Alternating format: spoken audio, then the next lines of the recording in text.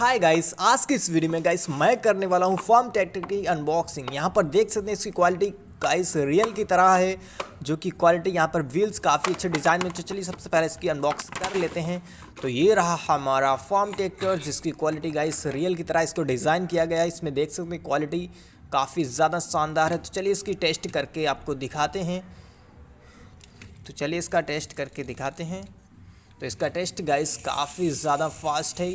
ये ट्रैक्टर बिल्कुल गजब का दिख रहा है। तो इसको वीडियो को लाइक और चैनल को सब्सक्राइब करना ना भूलें।